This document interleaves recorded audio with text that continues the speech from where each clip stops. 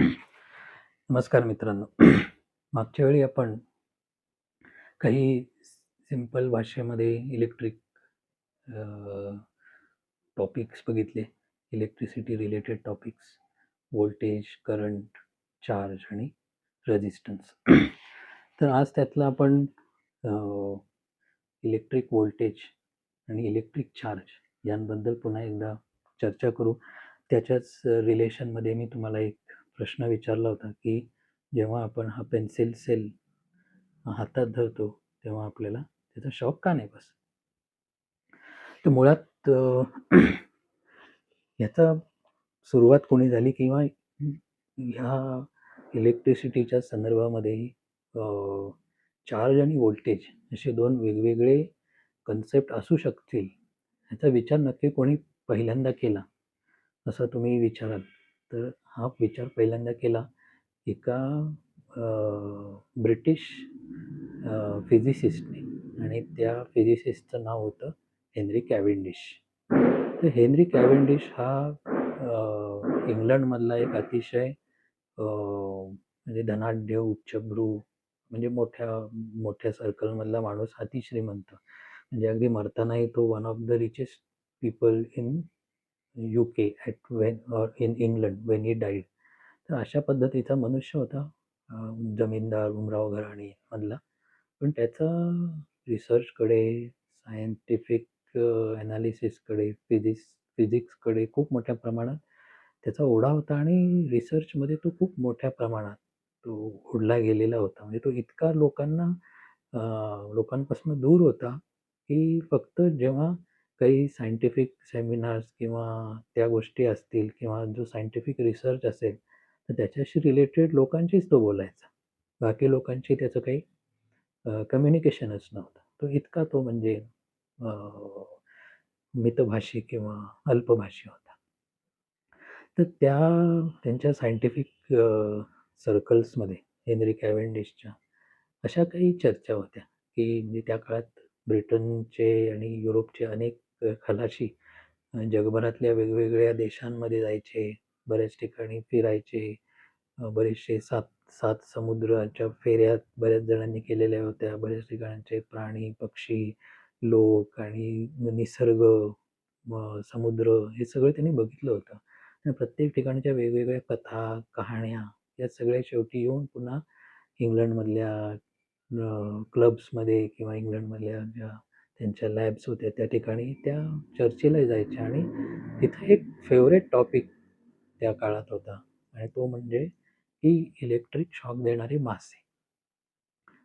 तर आपल्या हेनरी कॅव्हेंडिशच्याही कानावर हे पडलं की अरे हे मित्र आहे, असं काहीतरी आहे आणि काही असे मासे असे येतात त्या बोटीच्या शेजारी किंवा जहाजाच्या शेजारी आणि मे बी त्यांचा जेव्हा टच होतो आपल्याला तो एक अतिशय जोरदार शॉक त्यांच्यापासून आपल्याला बसतो. आणि आता अर्थातच ते खलाशी समुद्रामध्ये एकटेच असल्यामुळे त्यांच्याशी अनेक रिलेटेड की अरे हे काहीतरी दैवी चमत्कार आहे किंवा हे काहीतरी भलतंच आहे किंवा काही ते राक्षस असतील किंवा समुद्रातले किंवा काय असेल, म्हणजे अशा अनेक कहाण्या आल्यावर आपल्या साहेबांची कॅव्हेंडिश साहेबांची उत्सुकता जागृत झाली. ते म्हणले चला आपण बघूया काय विषय आहे. तर म्हणून मग त्यांनी असाच एक इलेक्ट्रिक टॉर्पिडो मासा पकडून आणला आणि त्याचा अभ्यास केला. आणि ते म्हणले आता हे तपासायचं कसं की नक्की काय होतं याच्यात. मग काय केलं की त्यांनी जो टॉर्पिडो मासा आहे त्याच्याशी हुबेहूब साधर्म्य असणारा मासा त्यांनी आर्टिफिशियल एक मासा काही मेटॅलिक गोष्टी वापरून त्यांनी तो तयार केला.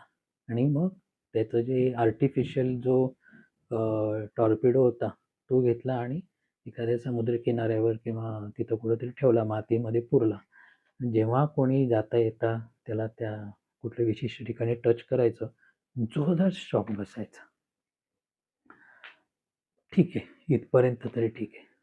पण मग तिथे प्रयोग करत असताना आपल्या कॅव्हेंडिश साहेबांना लक्षात आलं की ठीक आहे, म्हणजे आपला जो ओरिजिनल टॉर्पिडो आहे त्याच्यासारखा आपला आर्टिफिशियल टॉर्पिडो पण शॉक देतोय. पण हे पण आहे की ओरिजिनल टॉर्पेडो जेव्हा हे करतो तेव्हा स्पार्किंग होत नाही. पण आपला जो आर्टिफिशियल टॉर्पेडो आहे समुद्रात समुद्रकिनारी ठेवलेला, त्याच्यातनं मात्र स्पार्किंग होते. तर म्हणलं हे कसं काय? म्हणजे आपण तर त्याच्यासारखंच पूर्ण कॉपी केली, सगळं तसंच केलं. पण ओरिजिनलमधनं तर ते स्पार्किंग होत नाही आणि ह्याच्यातनं तर होतंय. मग कसं काय? मग त्याच्या लक्षात आलं हेन्री कॅव्हेंडिशच्या, की हे जे टॉर्पेडो जो मासा आहे त्याचा अभ्यास केलेला होता. तर त्याच्या अपर बॉडीमध्ये छोटे कप्पे होते आणि त्या कप्प्यामध्ये प्रत्येकाने थोडं म्हणजे छोट्या बॅटऱ्या होत्या आणि सगळ्यांचं मिळून एक हाय व्होल्टेज तयार व्हायचं. त्यासारखं त्यांनी तयार पण केलं होतं. पण जेव्हा आर्टिफिशियल फिश तयार केला होता, तेव्हा त्याच्यामधला जो चार्ज होता, त्याच्यामध्ये असणारा इलेक्ट्रिक चार्ज जो होता, तो चार्ज या ओरिजिनल टॉर्पेडो इतका नसून त्याच्यापेक्षा खूप जास्त होता. आणि त्यामुळे जेव्हा 2 ठिकाणी म्हणजे जेव्हा त्या एखाद्या ह्याला टच करायला म्हणजे आता समजा हे टॉर्पेडो माशाचं ही बॉडी असेल आणि जेव्हा टच करायला येईल, तेव्हा ह्याच्यात चार्ज जास्त असल्यामुळे या मेटॅलिक किंवा जो काही बनवला होता, त्यात चार्ज जास्त असल्यामुळे जेव्हा तुम्ही टच करायला तिथे जायचं, तेव्हा तिथे स्पार्किंग व्हायचं. आणि ते स्पार्किंग कशामुळे व्हायचं? की त्यातल्या हेवी चार्जमुळे. तर चार्ज ही जी गोष्ट इलेक्ट्रिक चार्ज, विद्युत प्रभार ही गोष्ट तेव्हा हेनरी कॅव्हेंडिशच्या लक्षात आली. सो चार्ज इज डिफरंट आणि त्या टॉर्पेडो माशामध्ये छोट्या त्याच्या छातीतल्या छोट्या कप्प्यांमधनं तयार झालेलं जे इलेक्ट्रिक पोटेन्शियल डिफरन्स आहे, ती गोष्ट वेगळी.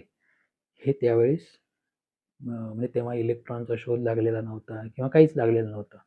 पण इलेक्ट्रिक चार्ज हे काहीतरी वेगळं आहे आणि इलेक्ट्रिक पोटेन्शियल डिफरन्स वेगळे आहे.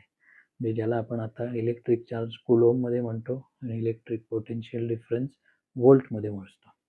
पण ह्याच्या सगळ्याचा विचार पहिल्यांदा कोणी केला? Henry कॅव्हेंडिशने.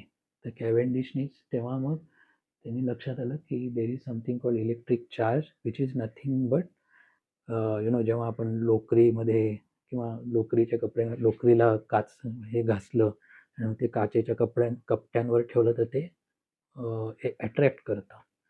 So that is called की त्याच्यात चार्ज येतो आणि तो चार्ज त्या कागदाच्या कपट्यांना ओढतो. So that is called electric charge.